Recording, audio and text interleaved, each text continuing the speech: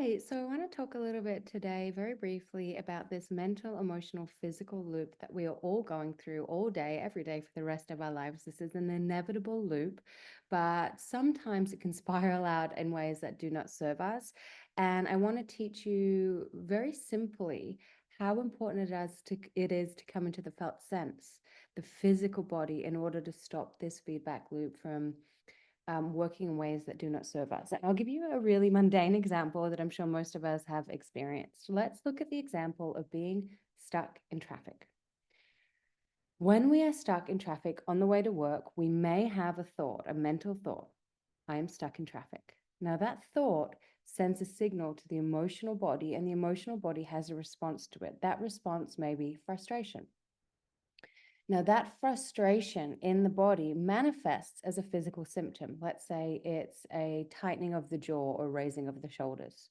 Now, with that tightening of the jaw, with that raising of the shoulders, our brain notices that physical sensation and has to interpret it. So it witnesses these sensations and goes, oh, something's happening here, and has another thought. And that thought is, I'm going to be late. I'm going to be late sends a signal to the emotional body if something's up, and that maybe, let's say, turns into fear. That fear creates a physical response. A physical response could be a tightening in the stomach. That tightening in the stomach sends a signal to the brain for the brain to interpret, and it goes, I'm going to get fired. And I'm going to get fired turns into dread. Dread turns that, and here we go.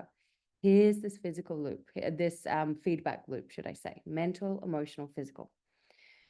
Anyone who's tried to meditate for a moment or two will know it is very, very, very, very hard to stop our thoughts. In a way, it's impossible. We can create pauses between them, but we never really stop them. Most of us don't really have a healthy relationship to emotional bodies. Some emotions are not accessible to us. They're deemed quite uncomfortable to access, so that can be really challenging.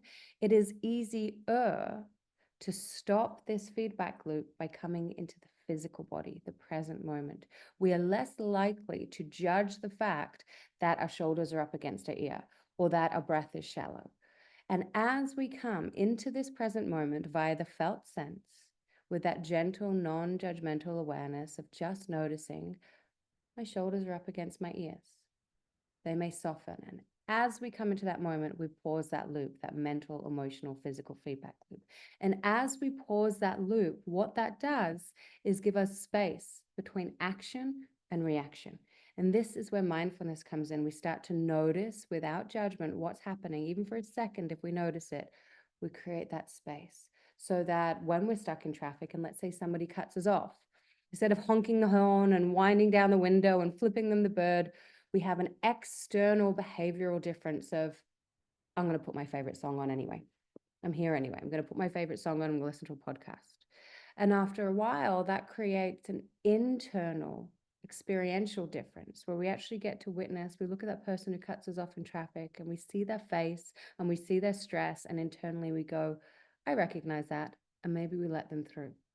So through that gentle pause, coming in to the here and now via the felt sense, the physical body, we pause that loop and we create a really helpful space between action and reaction.